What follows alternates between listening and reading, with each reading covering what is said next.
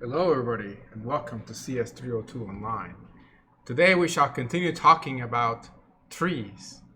First we'll start by showing you another example of building a tree from traversals, and then from there we'll talk about special kinds of binary trees such as the lowest common ancestor, and then we'll talk about binary search trees, and I think that's where we'll end, but if we have time we can even go into ABLs.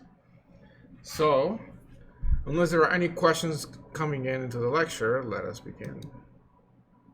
There we go. So, this I have ready for the lowest common ancestor, but first I thought that I would start by just going right in and making an example of building a tree from traversals. So last time, if you want to review, we went ahead and built a rather fast tree. So if we can actually maybe start with this example since we did it quickly. This one was from a post order traversal and an int order traversal, right? By the way, we hope we're live. We have only 8 viewers. It's pretty low viewership for this one, but okay. So yeah, when you're going from the post order traversal and the in order traversal, you start with either the pre or post, so in this case the post, but because it's post, the post order traversal always has the root node as the last item in that traversal. Therefore, we know that the root node must be the J. And so, because we know the root node is the J, we can go ahead and identify where that node is located in the in order traversal.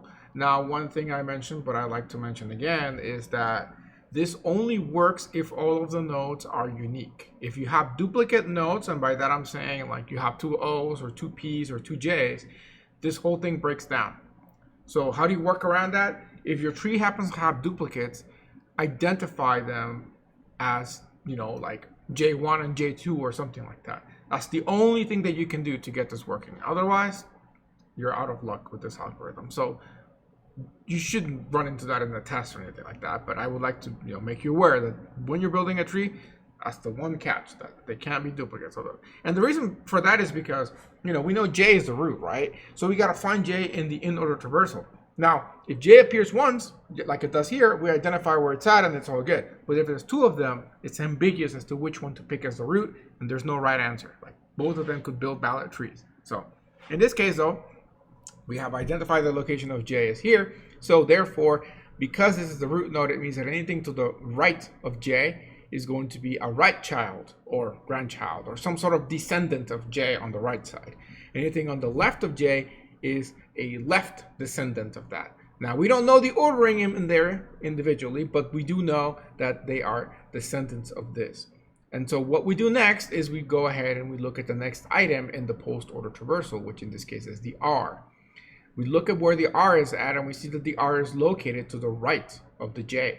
That means that it's on the right side or one of the right childs. And because it's immediately after the J, this of all of the RKLP, which all could have potentially been a child of J, it turned out that R is the actual child. And these must be descendants of R, which means children of R or even grandchildren of R. In fact, one of these must be a grandchild of R. Because even if, R could have a K and L and then like a P somewhere down here, or it could have KLP or PLK. There's a lot of different orders, but they all have to be beneath R. And so that is how we came up with that part here. So from there, we look at the next node and we see that it's a K. Because if the next node is the K, it means that K is one of the 2 potential children that R could have. And because it's to the right of the R, it must be a right child of R. And that is how we go ahead and we get the K. From there, we look at the next letter here. So, of course, we're just traversing to the post-order traversal here. And so the next letter is an L. Now, the L is to the right of the K. So what you do algorithmically is you identify where that K is, you locate the K, and then you compare that to where the parent of that node is, which is this one. And so you see that you have these 3 letters here, of which on one side, I forgot what we're looking for. We're looking for the L, so not the K. So we're looking for the L. So we see that the parent of the letter that we're looking at is the K, right? Because we were just at the K.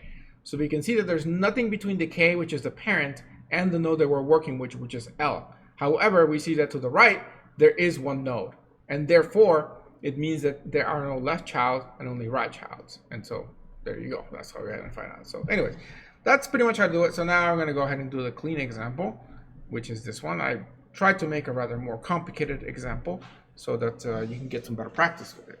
Now, you can see here that there are some weird symbols here, such as, well, not weird symbols, but there's like characters involved, like an underscore and a comma and numbers. That is just because I didn't want to find duplicates, right? I just went ahead and put a bunch of letters without duplicates.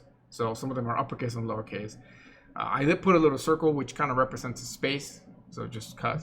This is like a message or something. I don't know. We'll find out together, I suppose. Okay.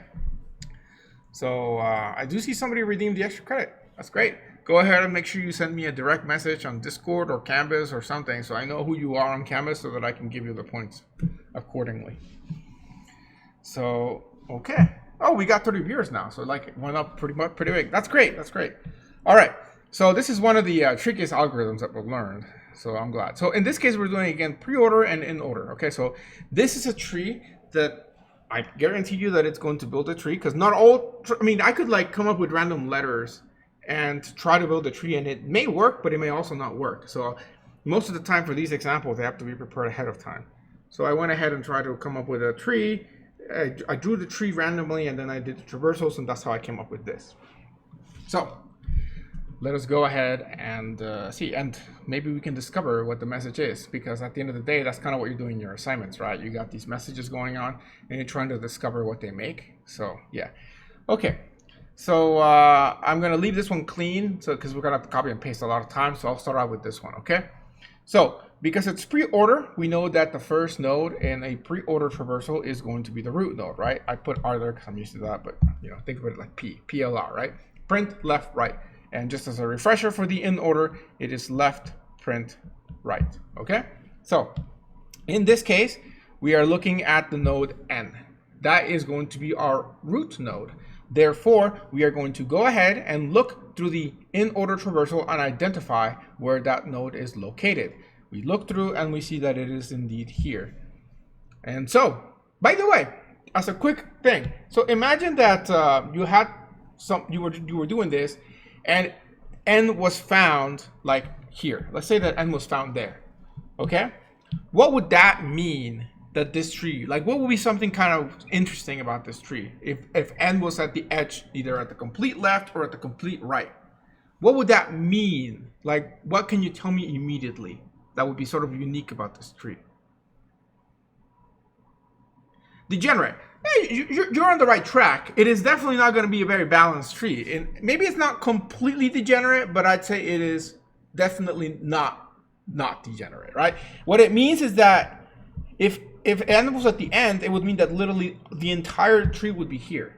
And then like, yeah, everything is to one side. You're right.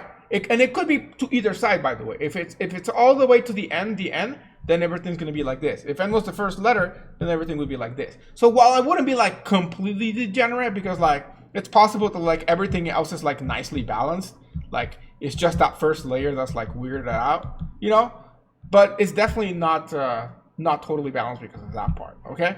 But yeah, I'm glad that you're thinking about that, because you guys, you know, it means you kind of understand what is going on. So I'm glad you guys picked up on that. Okay.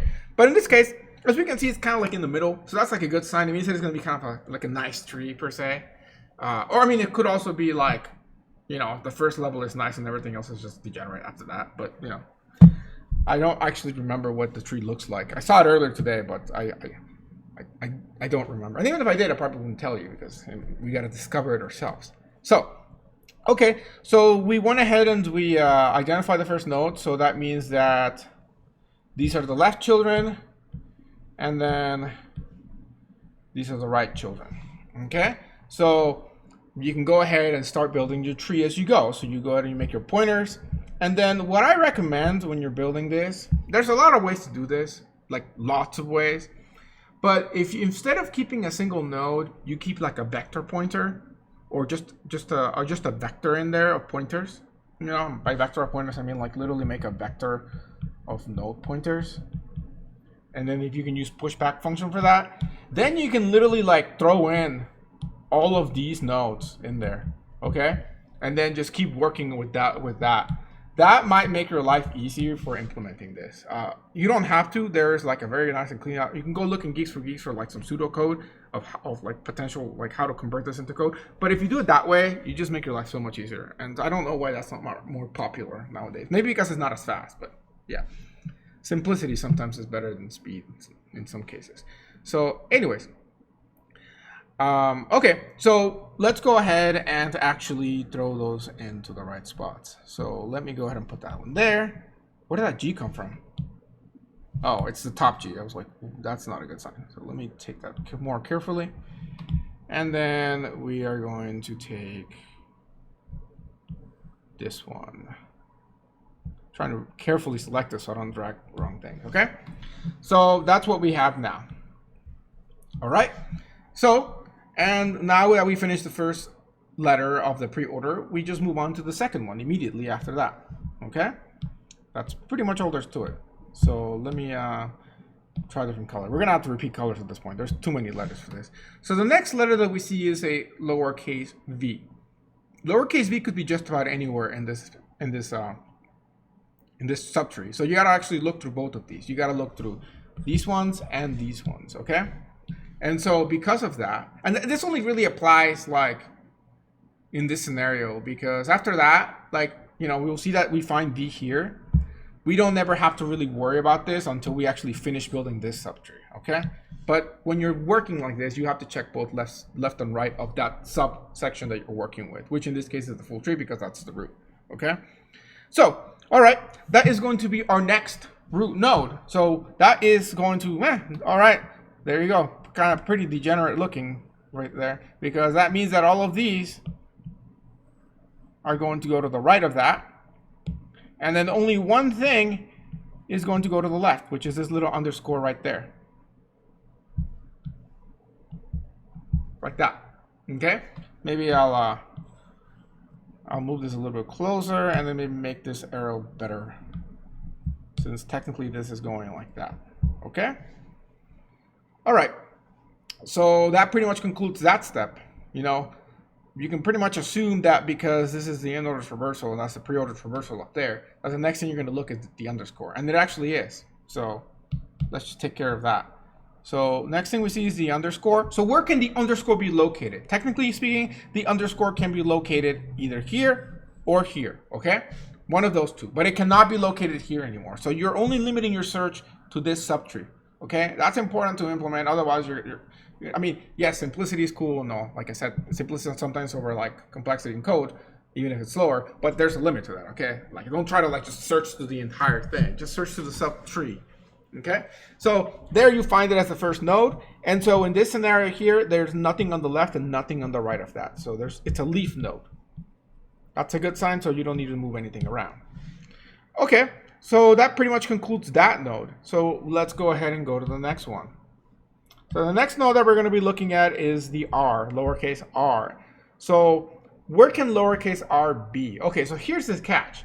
Because there is nothing to the left and the right of that, you kind of go up one level. So now you got to search through this part. If you're smart, you're only going to search on the right side. But that can be a little tricky to implement. So it's okay if you're searching through both sides, I suppose. Okay, maybe that's kind of mean to say if you're smart. It's more of like if you are ingenious, I suppose. But yeah, or fancy. But anyways, so you can look at the R and it's all the way over there. So what does that mean? It means that this is not going to have sorry, which hand is this? So that would be for you, that would be the right. So any right child. This is my left hand, but for you, the right hand, okay? So you go ahead and you move these down. So I'll put it like way here so that I can kind of keep things nice. And then R is the node there. And this is technically going this way, and there's nothing this way, okay? It's empty that way. All right.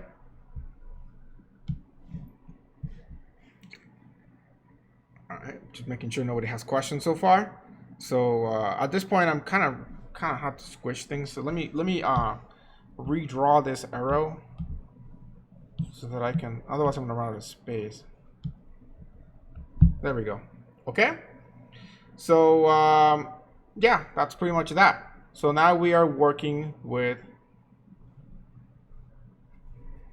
this level here. Technically speaking, the next letter could be located either here in this empty spot, which there's nothing, or in here, okay? So what's the next letter? Lowercase n. Lowercase n is the next letter. Picking a different color. So we go ahead and search for that. As I said, potentially could be here, but there's nothing there. So we search through here and we find that. Cool. All right. What is that? Is that that's like a tilde right there between the P and the U, I guess. Okay. Yeah, it's a tilde. Okay.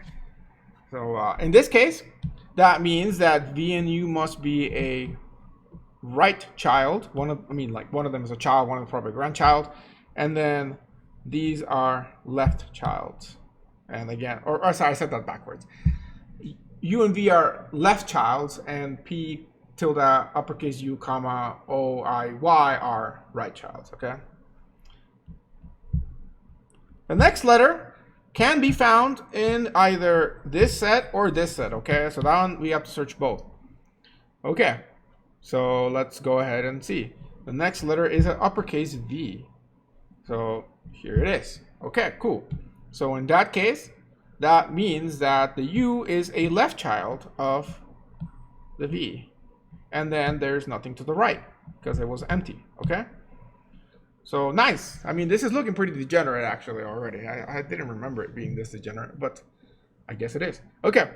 So let me draw this arrow nicer. I don't need to draw arrows actually. I don't know why I started drawing arrows today. I don't usually draw arrows with these things, but they don't need to be arrows.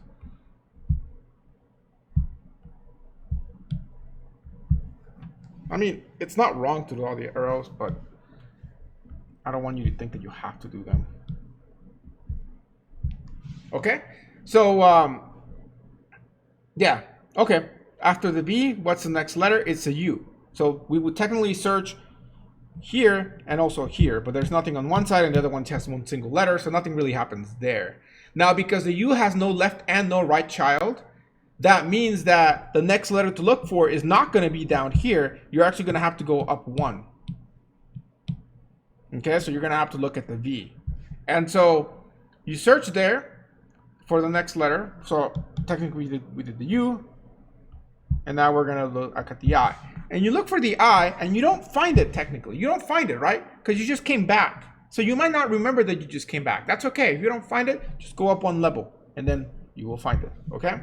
So depending on how you code this, you may not run into that situation. But if you do, just go up one level. So when you're implementing this, technically speaking, the recursion will take care of going levels up. But if you don't do it recursively, you're going to have to need pointers in both directions. That's okay to do as well. But just FYI, okay? So you might need like a parent pointer as well as the child pointers. So like each node may have 3 pointers. They might have a left child, right child, and parent. If that makes your life easier, go ahead and do that. Okay, so the I is going to be our new, oh, we broke that Y. It's going to be the new parent there, and then these are going to go each to each side of that, okay? Like such. All right, so now we have this. So I'm going to start to speed it up a little bit so that we don't spend too long doing this. But if you don't follow along, just let me know and I'll slow down. Okay, the next thing to look at is we're going to be looking at the O. The O is here, so there's nothing to the right of it, so only to the left. So that becomes a new parent, like that, and that goes there.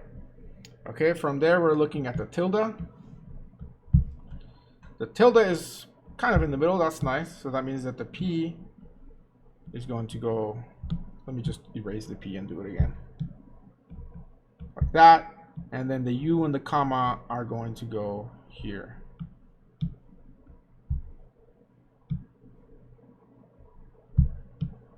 Come on.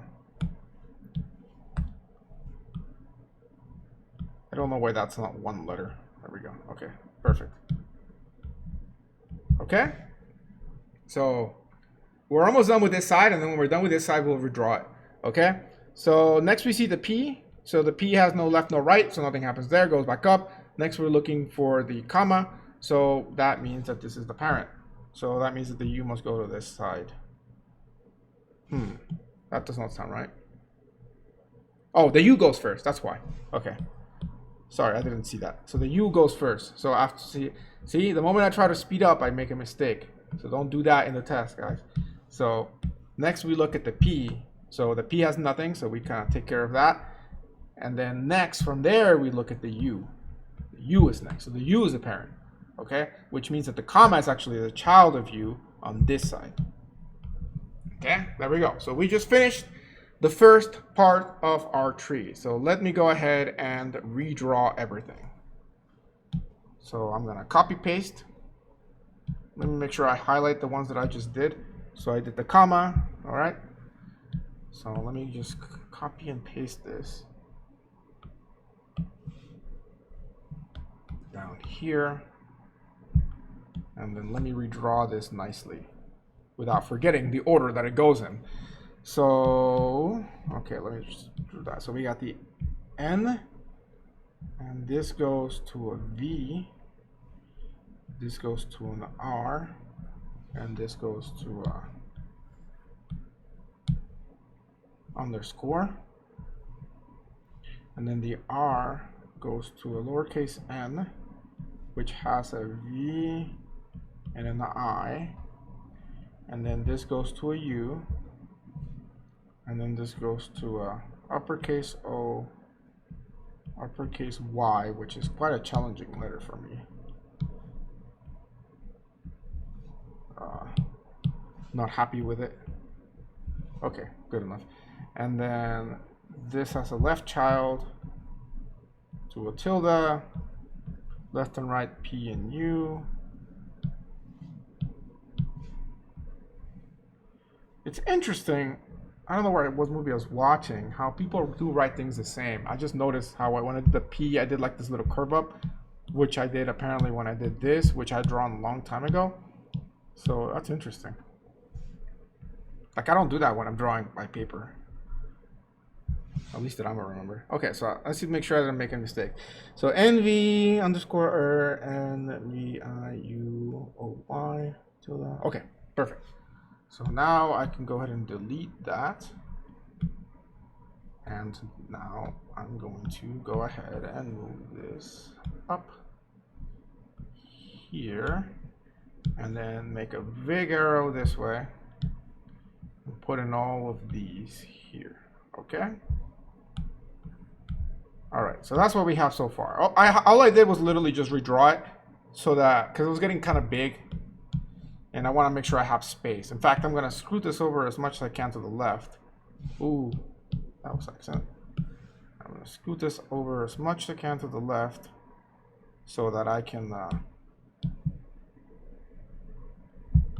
so that I have the space to do it, okay? All right, perfect. Okay, so we shall now continue. So the next thing to look at is the uppercase Y. So let's backtrack for a second. So right now we're actually at the comma. Okay, so the comma had no left, no right. So next, you're going to go ahead and you are going to look for, let me change color schemes, the Y. So you first look at the comma and you see nothing. So you go back up one level, you look there, you find nothing. So you keep going up, essentially not finding anything until you get all the way to the root node. And then you're looking at this list and then this list. And that's when you find it, because then you see the actually, you don't find it because I don't see a Y. Why is there a Y there? That's cute. That's strange. Oh, I guess we never did that Y. Yeah, we never did that Y. Okay, never mind. So, yeah, so I guess we haven't done that Y yet. I don't know why I drew it. I guess I mean, technically we did. Like, it was alone. We just haven't officially done it yet, per se. Okay? So when we go up, we do find the Y here. And then we find that there's nothing to the left and nothing to the right. So that just kind of gets done there. Okay? So, yeah, technically speaking, we hadn't officially passed it, even though it was already a single node alone. So, yeah. But, you know, it looked like it was done because it had no left and no right. We just hadn't actually visited. So anyways, no mistakes there. Okay. So the next we're looking at the E. So for the E, let me different color again. So for the E, we're still at the Y. The Y has no left. The Y has no right. So then you look one level up at the I. And then the I has nothing on this side to match it with. So then you go up to the N, looking at the I, then you look at the R, looking at just the N. Then finally looking at the V here, you're looking at these two with nothing to match. Finally, you're looking at this N, and you're looking at this list, and that's when you actually find this E, okay? So let the recursion handle that for you. So you find that E, that is going to be the new child of this sort of subtree. Sorry, new parent.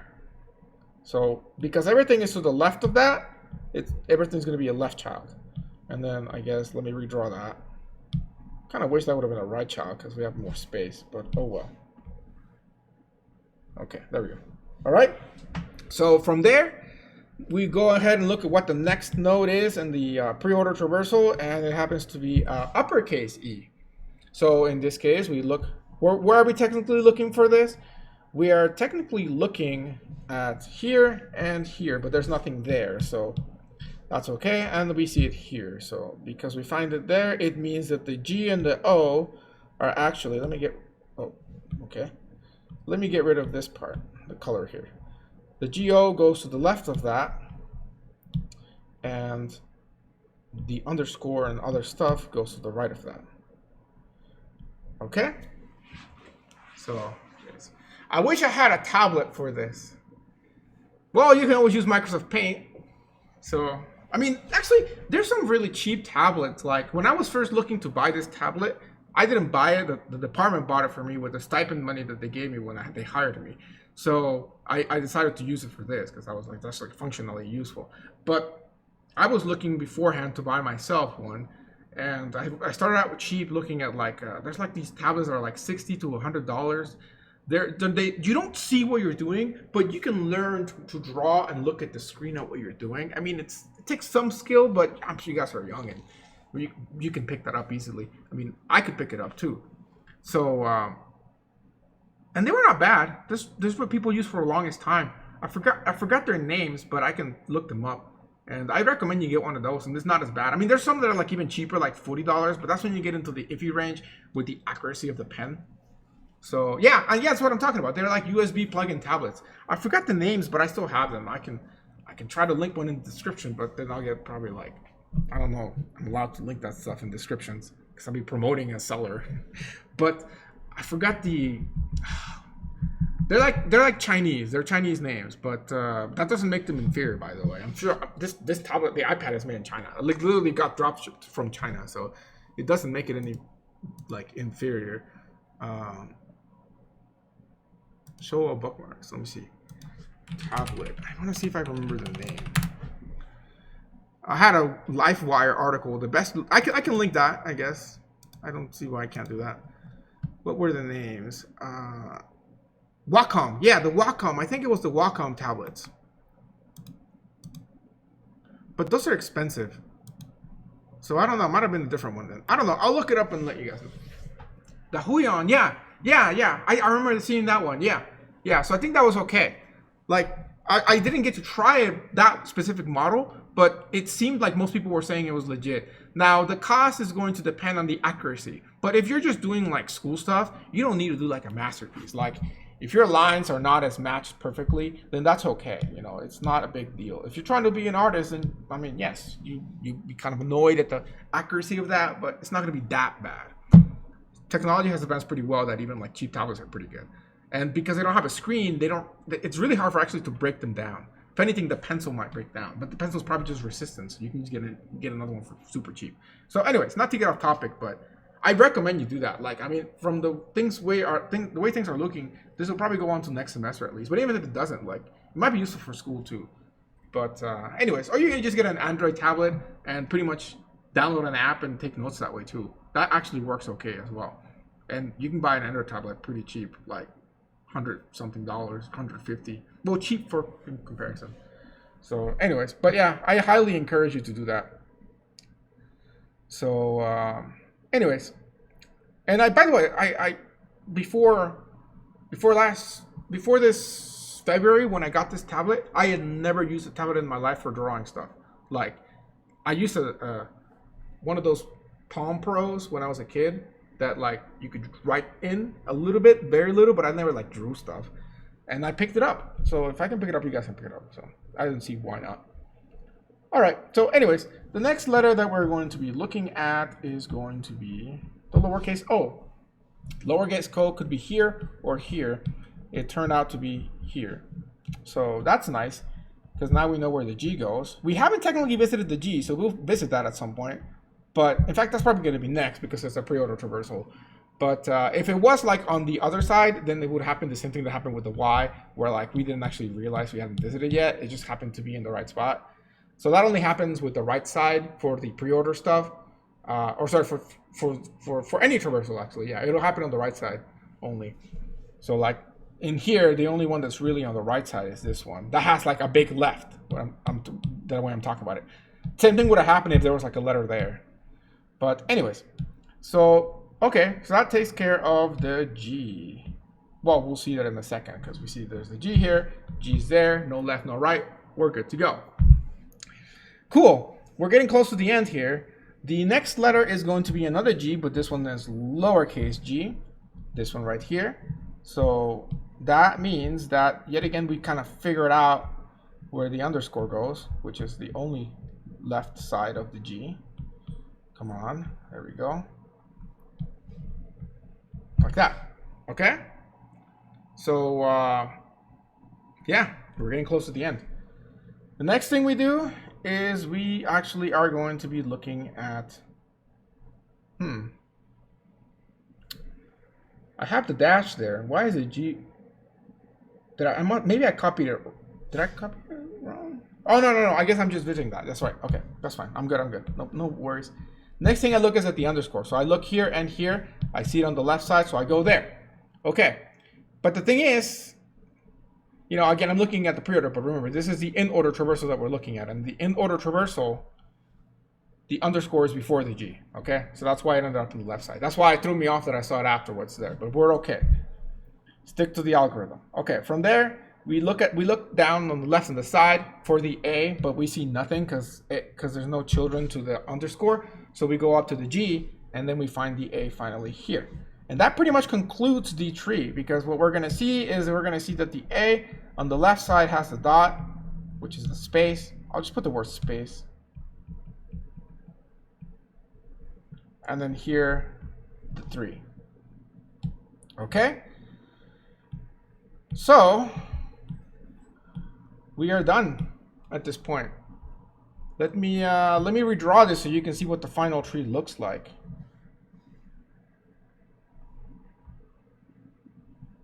So on this level, we have the E, and then on the level of the R, we have that.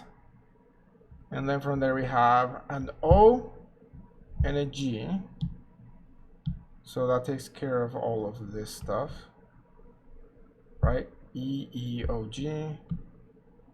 Oh, but now I got confused already. I don't want to erase that just yet. And then here there's a G.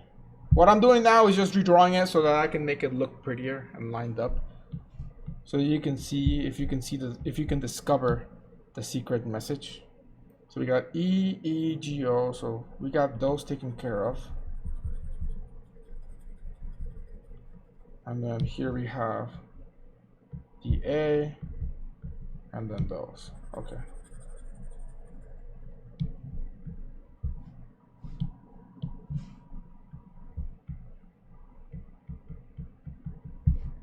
So that is the final tree, ladies and gentlemen.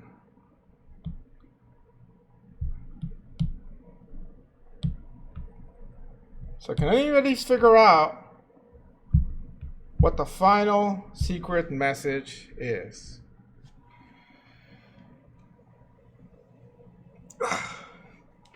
So, any guesses as to what it is? Any traversals that might give us a hint? We could try looking at the post-order traversal and see if that would tell us anything.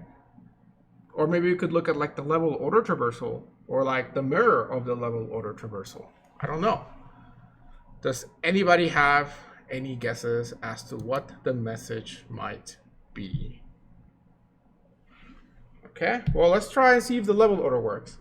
There you go. I think you got the message. So yeah, as I was saying, I think you got the message right. It is indeed never gonna give you colon. Oh, I screwed up, but yeah, never gonna give you up. So if you do the level order traversal right, it's gonna and then give space you colon up. So yes, well done indeed. So yes, that is the highlight of my day. So yeah, does anybody have any questions about how we achieve this before we move on to the next thing? So yeah.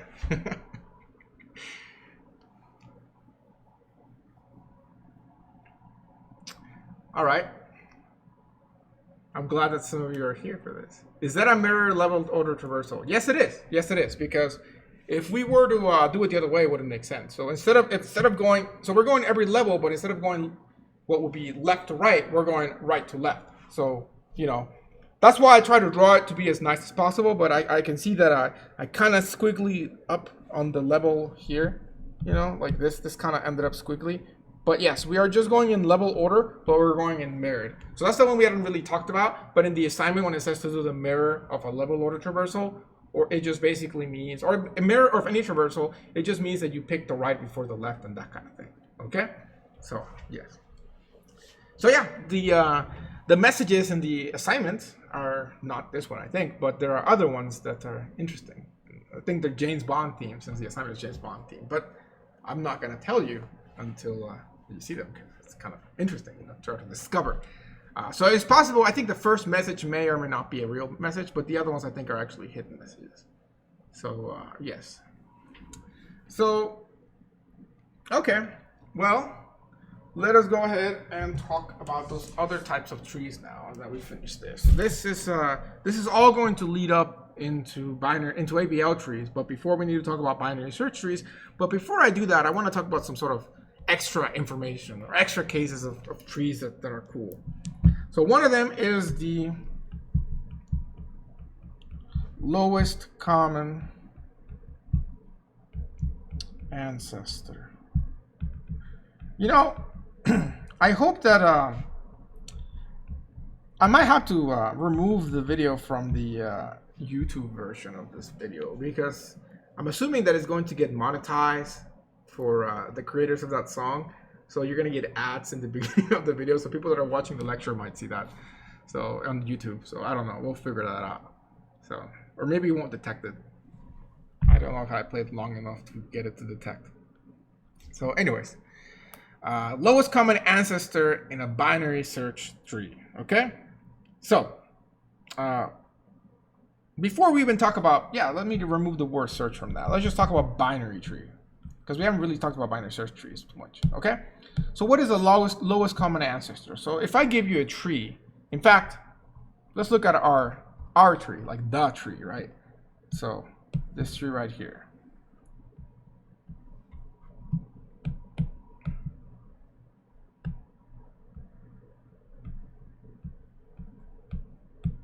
Just want to get rid of the purple because it's distracting. Okay, so when I am looking at this tree and I ask you and say, like, what is the lowest common ancestor of two numbers or two letters? Okay, so like, let's say I look at and say, what is, in basic example, let's start out with this. We're looking at B and E, and I say, what is the lowest common ancestor between them? And you're basically looking like the family tree thing again. So if I say that V and E are both children of N, then the common ancestor of them is going to be N, because it's the shared parent, right? So the lowest common ancestor of that is nothing more than the shared parent. That's easy. Okay, what about if we were looking at something like U and O? What is the lowest common ancestor in those two letters? Well, we basically walk up the tree to try and find where they share the same parent. So it's not V and it's not I, but as we can see, the two meet up at N. So the grandparent per se, the grandparent is the lowest common ancestor. And that's pretty much how this works. There's nothing more to that. If I tell you something like the lowest common ancestor between P and like G, then that's going to be the root node, right? Because you can see that you have to kind of walk up all the way up the tree like that to share something in common, right? Let's say that I said the lowest common ancestor between like G and the number 3. Well, in that case, it would be that. Or G in space. In that case, it would also be the same letter, okay? So that's all there's to it. There's not much more to it than that. It's just a common, terminology. How do you find it? I suppose you can use recursion for this. Well, actually, you don't have to use recursion if you have the parent pointer, because then you can just keep going out the parent pointers until they're equal. Alternatively, you can start out with the root node, identify the 2 nodes that you're looking for, and see what the last thing was that was equal between them. Because like if I'm looking at the lowest common ancestor between like P and G, or actually no, that's not a good one. Maybe P and Y. You start out at the root node, then you look at the V, then R, then N, then I, and then you get to Y, and then you get to O, and then you go to here, right? So you can see that N, V, R, and N, and I are all shared between them. They're shared. They're the same parent for both. It's only the divergence that happens at the Y. That's the last thing that they share, and that is going to be the lowest common ancestor again. What if it's G and 3? G and 3? Oh, that's a good question. Yeah. So in the case where you're asked what the lowest common ancestor, let me give you even an easier example. Suppose that we're looking at the following tree, AB, okay?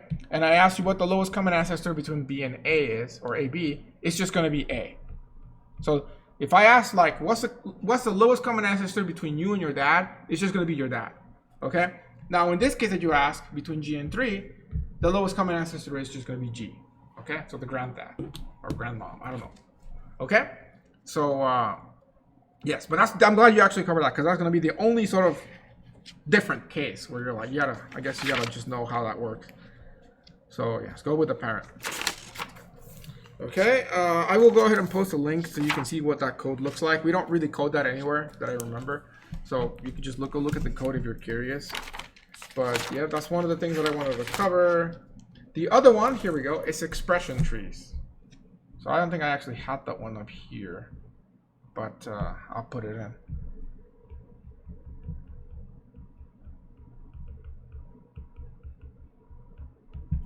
Okay, expression trees. And we are pretty much good on time.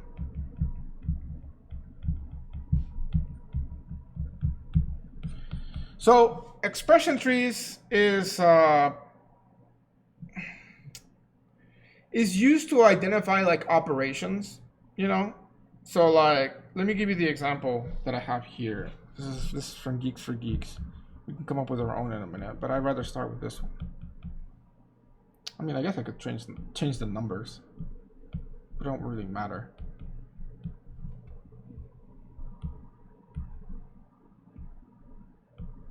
Okay, so if I gave you something like this and I said 5 plus 9 times 2, and I said make this into a tree, then you would come up with this. And what you do is basically you put it so that the things that have a certain precedence that needs to happen before something else are lower in the tree. And the way you compute it is you work the way up the tree. So for example, here we have to do, actually, forgot a parenthesis technically, otherwise this does not work. If we do it like that, we'll do, how about this? We'll change it without the parentheses and see how that changes. If we do it like this, then we have to do the addition before the multiplication, right? We have to do this addition before this multiplication. So it needs to happen at a lower level of the tree, because the only way that you can do this is to find out what this is equal to here. So once you find that out, then you can go ahead and do this. And then once you find this out, then you can go ahead and do this. But what if we wanted to actually make a version that did not have that parenthesis there? So I had, I guess, 3 plus 5 plus 9 times 2. In this case, the parentheses here say that you want to do this at the end. So that's still going to be pretty much the root of that, like that. But then here now you have a different priority that you have to do first. First you need to do the multiplication before you can do the addition, right? So, but the way you draw this is the lower precedence first. So you're actually going to first go ahead and put the plus in here, and then on the left side here you can go ahead and put a 5, and then here you can go ahead and do the multiplication of 9 and 2. So now you're going to do 9 times 2, and which is going to give you 18, and then you're going to add 5 to that, give you 23, and finally you're going to add 3 to that to give you 26, okay? So yet another example of trees that we don't really use in this class, but I wanted you to make you aware of that. The way you build such a tree from an expression like this, you have to use a stack. So yeah, like for example, if you see a number, you push it onto the stack. Yeah, I think you have 2 stacks. You have the operand stack and the operator stack. And then if character is operand, push that into a stack. If character is operator, pop the 2 values from the stack and make them its child and push current node again. At the end, only the element of the stack will be root of the expression tree. Okay, there we go. So it's a little bit like post-order and pre-order if you know how to build those. I think I showed you that when we were doing stacks early on in the semester. But yeah, I just want you to be aware of. I don't even think I put those in the test because they're not really that important for us. I mean, there's so much other stuff that I'd rather ask you on test.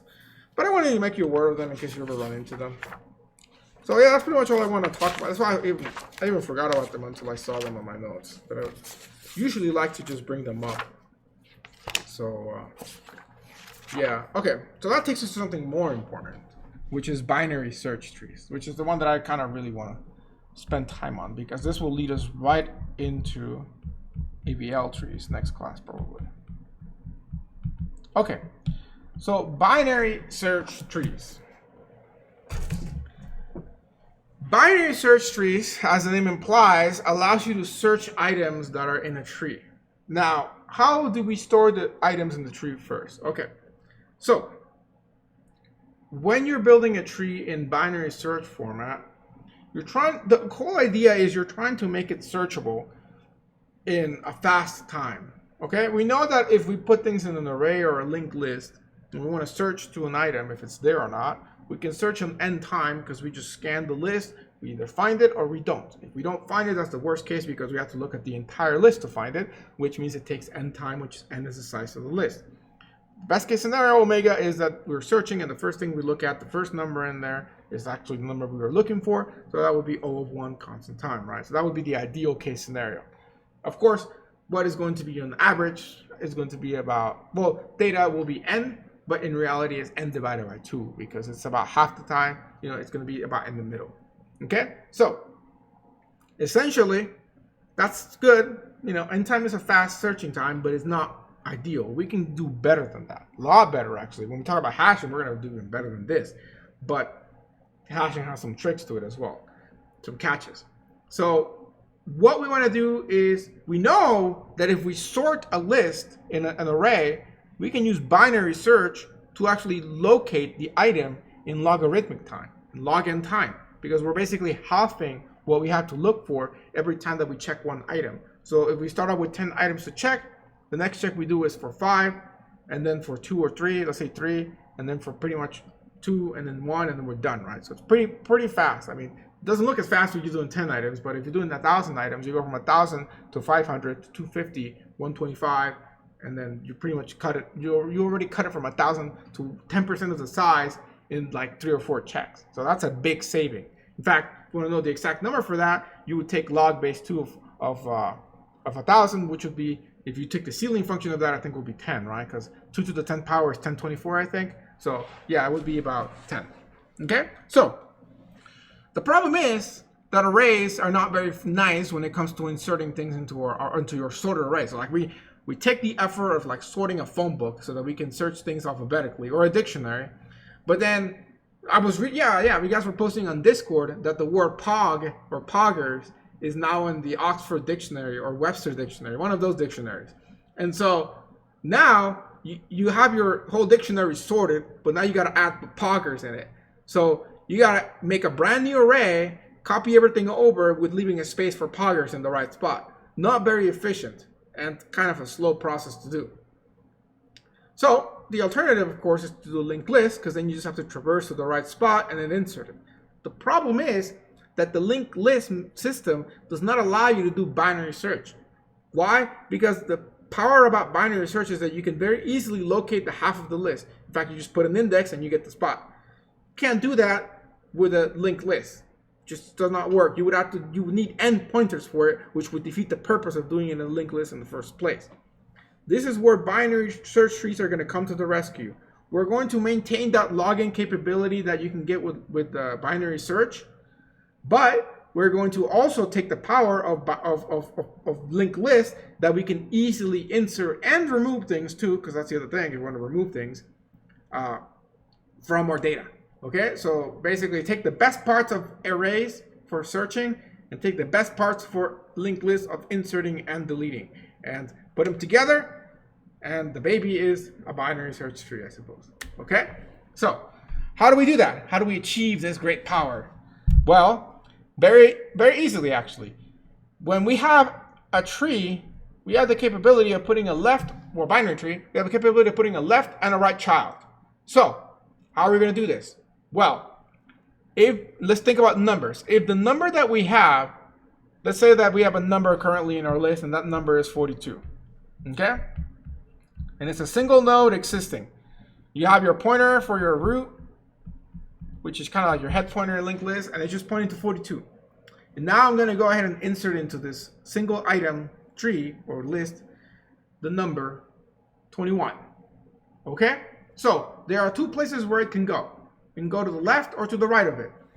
Because this is a binary search tree, the property that you need to remember is that if the number is smaller than or equal to the number that is in the root here, or the number that is in the current node, you're going to put it on the left side. Oh. Well, I guess that actually would be correct to put that because it's a duplicate, but we were thinking of 21, right? If the number was bigger, so let's say now we want to insert a 51. 51 is bigger than 42. If the number is bigger than the number you're looking at there in that root node, you put it to the right. Okay, so let me put some formula for that. So given,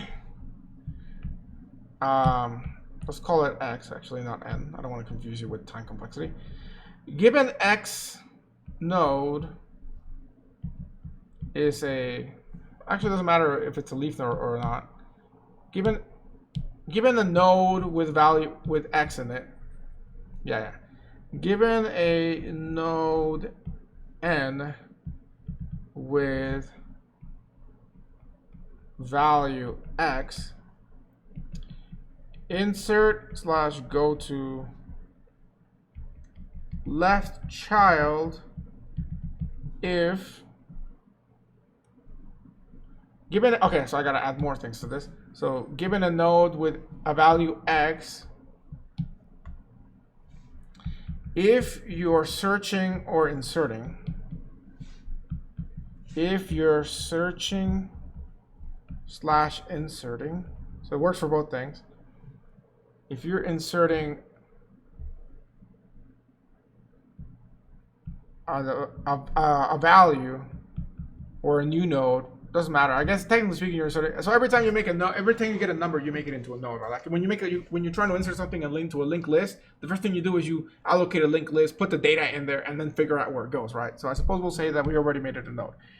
Inserting a node with value y. Okay, so there we go. So give me a node n with value x. If you're inserting a node with value y, insert or go to the left child if y is less than or equal to x. Okay? And then the same thing, insert or go to the right child if y is greater than x. Okay? So otherwise, insert, go to right child.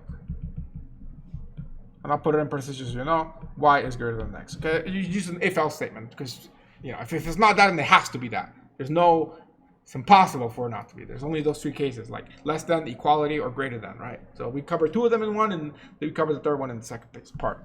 That's why I don't need to put that, but I'll put it in parentheses. What this looks like visually is we have this node n here, and then we have what would go here is basically anything that is less than or equal to the x, and here anything that is greater than x, okay?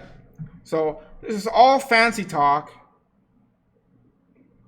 and I can name the node here, the second node v or something, but that's okay. So this is all fancy talk for saying if you got a number that is smaller than the parent, put it on the left side. If you got a number that is equal to the parent, put it on the left side too. If you got a number that is bigger than the parent, then put that on the right side, okay? So let me give you examples of all of that. So we got our 42 again, and then we got to insert 21. That's one example, like I said. We got 42, and we got to insert 51. And I suppose the last case would be that we're inserting another 42. And then insert 42. So in the first case, you put it there. In the second case, you put it there. In the third case, you put it there. Technically speaking, you can modify all algorithms I show you so that you can put the duplicate on the right side, but you do need to modify some things because you need to know that duplicates, like basically you have to make a decision where duplicates go. And if you choose to allow it to go on the right side instead of the left side, then you have to commit to that. And all your algorithms have to commit to knowing that. Because when you're searching, you need to know that duplicates go on the right, right? Because like, let's say you're searching for 42, okay? And you're searching for all instances of 42. When you look at this 42, if you know that future possible duplicates could go on the left side, then you go to the left. But if you know that they go on the right, then you have to go to the right? So that's what you have to commit. So if you don't want to get confused or want to do anything different, just stick to the way I'm showing you and put duplicates on the left side always. Okay? So as long as you follow this property, that's all there's to binary search trees. So now what I'm going to do is I'm going to throw in a bunch of random numbers and then let's try to insert them and see what happens. Okay? So I have a list of numbers here that will make something kind of pretty so that we don't get like a degenerate tree or something.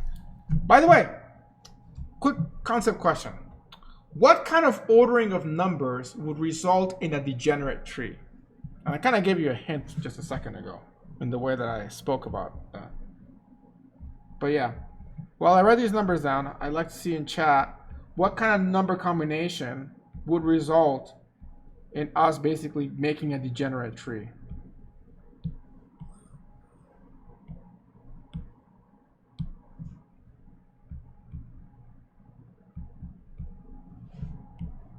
I'll put commas to make sure that we separate them.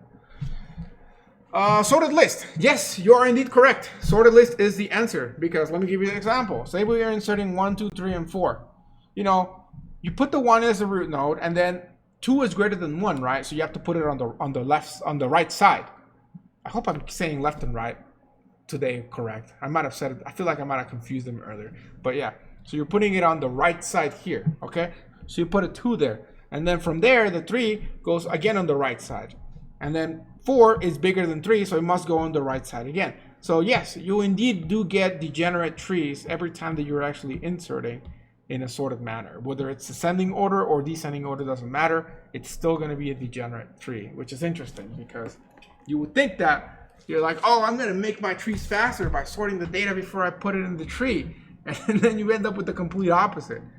So anyway, all right, let's do it a little slow here with the insertion. So when you start out, you got your root pointer pointing to null, just like you would with the linked list. And the first thing you do is you see if it's pointing to null. That's the first case of your insert, you know. So like you write your insert function, you say something like if, let's say r is the root, if r is equal to null, then that's easy because all you do is set this. Let's say you allocated it already ahead of time.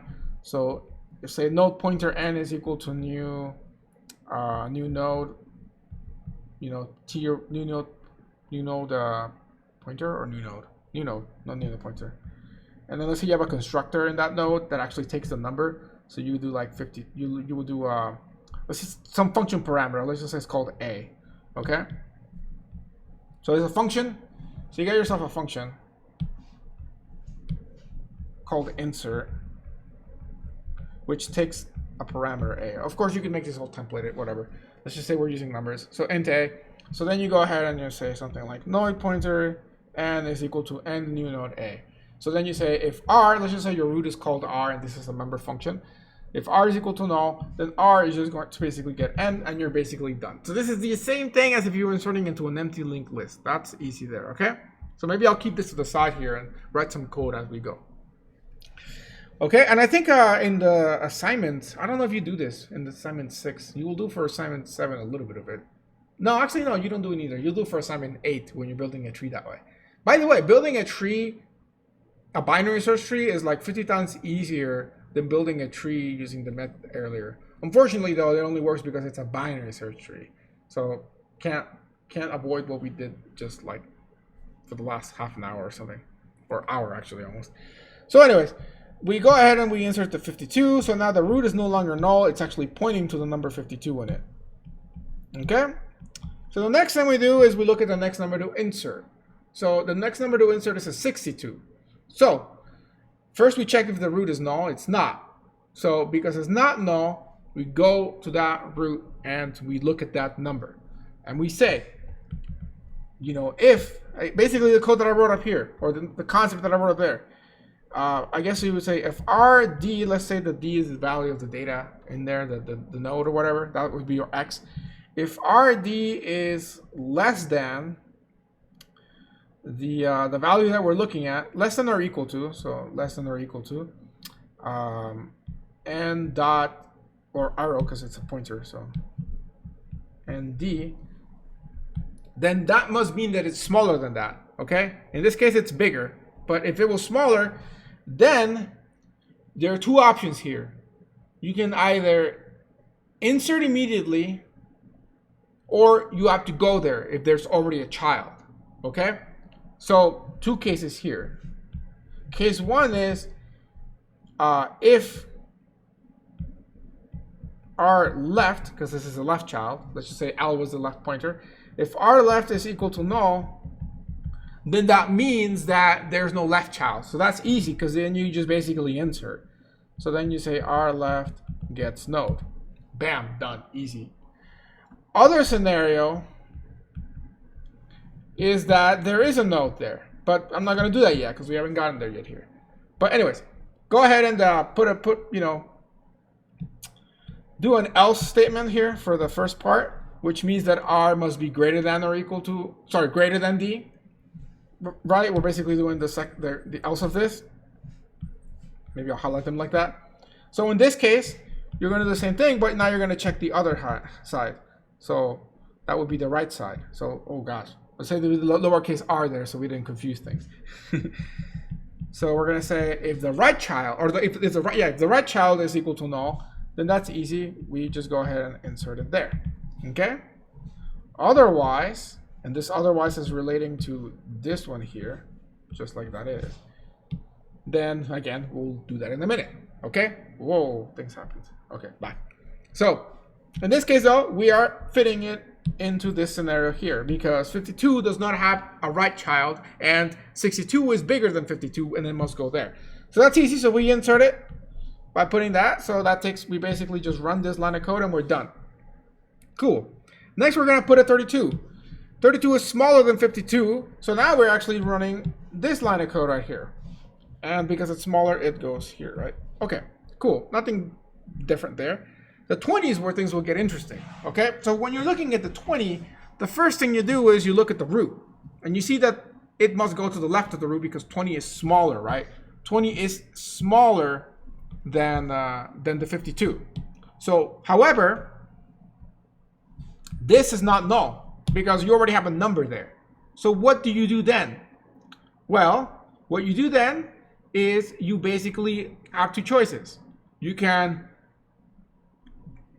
use a loop here to keep looping until you get to the leaf node, or you can rewrite this function into a recursive function that will take care of inserting it. So since I already kind of wrote it in a way that it doesn't make it easy to do the, actually, yeah, I can actually easily change this. Yeah, I can change this to make it recursive, to make it fancier. So yeah, this is, I think I gotta do as much recursion as possible in this class to make sure that you guys are like good with recursion. So yeah, this is the recursive version for this. For this, I'm gonna modify my parameters of the function here. Oh shoot. Okay, this line of code cannot happen here. This is gonna be recursive. Let's say that this actually happens like in a function that calls a recursion. Okay, so we're gonna say that that the parameter here is already a node pointer called n. So before calling this function, so like in main or whatever, you would actually you would call this function with this code. So let me scroll this down. So let's say we're in main over here, or it doesn't have to be main, but some other function. You would say something like node n gets new node, or actually you can even make this simpler by putting this all as part of the original insert call, which is going to be insert, and then we no longer need this a here because we have the pointer. So yeah, we're gonna use the first one as a pointer, which is going to be n, and the second thing is going to be another node pointer, which represents the root, which we'll call uppercase R because we were doing that before. So when you first call this, you're gonna say insert, and then pass your new node, which is this one, and then you're gonna pass the root, which let's just say it's also called R, okay? Or maybe, actually now we have a chance to redeem ourselves, so we'll actually call it lowercase r. Like that. Okay, so that would be the initial call to this function, to this insert function, would be to pass a node pointer representing the new node we just made with a new value, which is a. So a is whatever we want to insert. So I guess it would be what, in this case, the 2020 or whatever. You know, what will be actually a for loop that you probably call. Yeah, so you would wrap this in the for loop, right, and call insert for each of these numbers, right? So you would say like, let's say that you have them in a vector. So you would say like for I, or actually for A, for auto, actually no auto, because we know it's an integer, so we can use for int ampersand A. And let's say that it's in V, so this whole array is in V as is now. So or we just read it in from like a file into a temporary vector. So yeah. There we go. So that would be your main for insert. So you call this, so it loops every time, it calls insert every single time. And every single time it calls it on the root, right? So when you first get this function, you have the root pointer and you have this node that you want to insert. Okay? So if the root pointer is null, then it means that it must be the root that you're passing in. Okay? Alternatively, if not, then you are either passing in something that is the root or something else, which is okay. So we still have the same scenario here where we're doing the assignments as it is, but in the else clause where we have to basically go lower, go look at the 32, we are just going to write a function call where we're passing in the same node and we're passing in the child pointer. So the left pointer in this case, and in this case the right pointer here.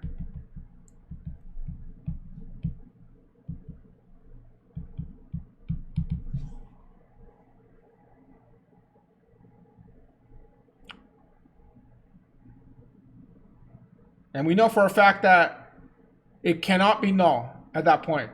Yes. Okay, that's a good thing to know. Yes. Okay. I just wanted to make sure. I was like looking at the code, making sure this works, that we don't have a problem when we're passing null. But yes, I think it's good as it is now. Okay. So yeah, that code is literally all you need for this insert to work.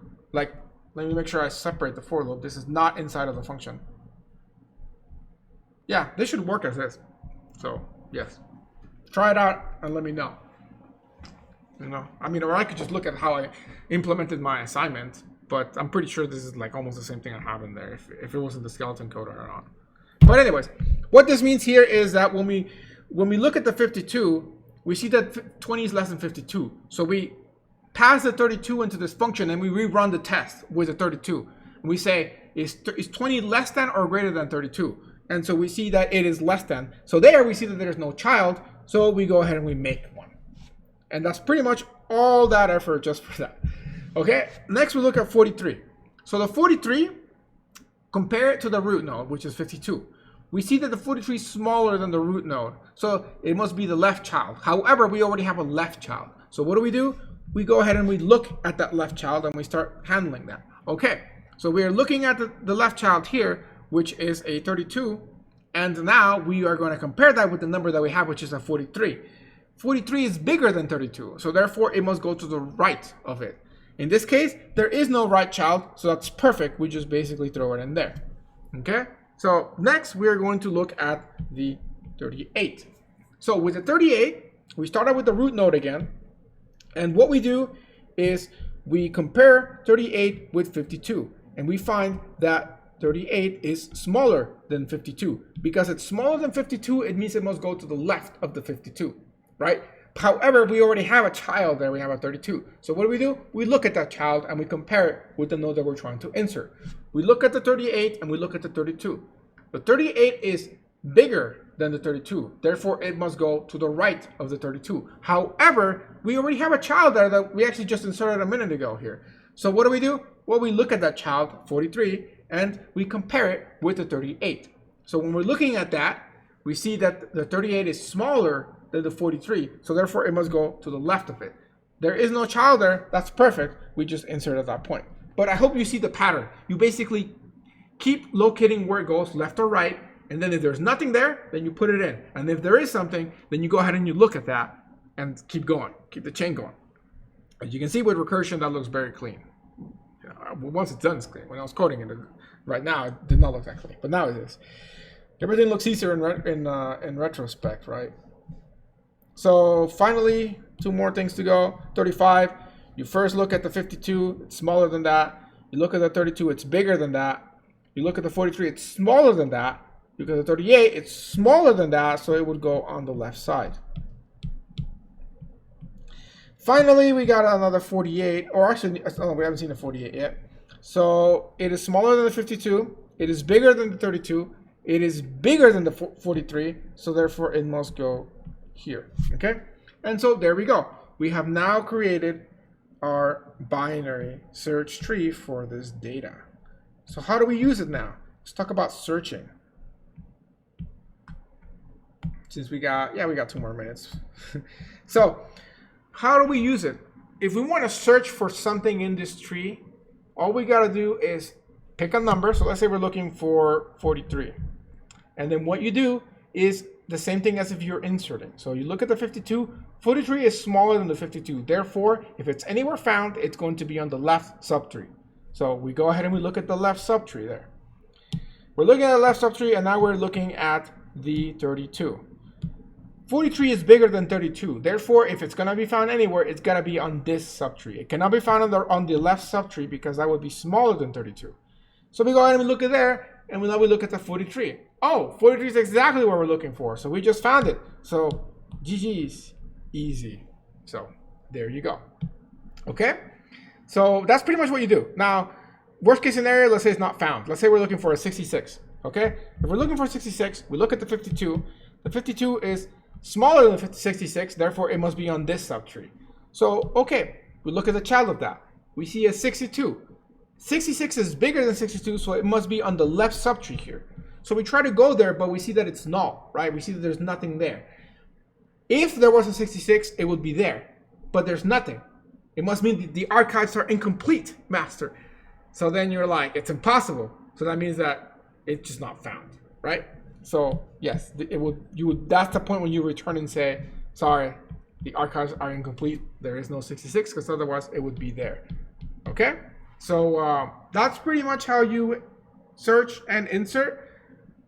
We still have 1 more minute, so I want to show you something cool about a binary search tree. We haven't talked about the balance yet. I'll start the discussion on that on Wednesday, but I want to show you what the in-order traversal of this tree would be. So the in-order traversal, very fast. The in-order traversal is left, print, right. So it would be a 20 for this, then it would be a 32, then it would be 35, 38, 43, 48, 52, 62. It is no coincidence that the n-order traversal of this binary search tree is the sorted data. So hey, you just learned a new sorting algorithm. Congratulations. And not just that, but it's very important to know that that actually is a thing of this. So, yeah. So anyways, I think that's where I'll end. I'll talk more about that. We'll pick up next time. So I hope that you guys got some good knowledge today and some good laughs as well. Try to cheer you up for a little bit. But yes. Any questions? Does it work for descending order? Descending order will create a degenerate tree. But when you descending order will create a degenerate tree, but it will still be it will still give you the sorted traversal. It will still give you a sorted tree if you do the in-order traversal, a sorted ascending order tree. What will be the recurrence relation for this? For the insert function, because recurrence relations are only there for recursive functions. So for the insert function, the recurrence relation of this is actually going to be kind of think for a second. It's T of n, I think. T of n is equal to n, T of n minus 1 plus n. I think so. It's basically linear time to insert things. However, yes, because we haven't talked about a balanced tree. Because if it's a balanced tree, then that becomes logarithmic time. So you can actually insert in log n time. So there's another recursion for that, recurrence relation for that. But that one I'll talk about when I talk about ABL trees. But for now, it's just linear insertion time. Why? Because it could be a degenerate tree, which would be the same thing as a recurrence relation for inserting into a linked list, which is just n time, which would be this recurrence relation as well. So yeah, that's a good question. So, all right then. Anything else? Well, how does the extra credits for channel points work? Do they get added? They just get added to the total homework points. So like, if we have like, I don't know, 3,000 homework points in the full semester, you get the 300 extra. Unless you, I mean, you should all, if you all watch every single lecture, I think you'll be able to get 600 total points or more. I say that because I got a person in the 202 lecture who already has twice. So something like that. I don't know. But yeah, they just get added. So, you know, it basically applies to any homework assignment. It'll fix that essentially. So you can redeem multiple times, but every time you redeem, the points get taken away. So you gotta watch more lecture time, I suppose. So yes. So yeah, you can potentially get twice, maybe 3 times. You could probably get 3 times if you watch every single lecture. Will you be on Discord after this? Yes, I will. I mean, I will probably be like uploading the video, but I'll respond on Discord. So yeah. Cool. Yeah, let me know if you guys have anything. Message me on Discord or send me a message on Canvas or whatever. Okay. Well, hope you guys had a good lecture today. I shall leave you now. But stay safe. And as I saw the other class, the my UNLV's the schedule for next semester is already available. So go on my UNLV and check it out so you can see what classes you're taking next semester. It says staff for everything, but at least you can see the times and the classes offered. So, yep. See you guys later. Peace.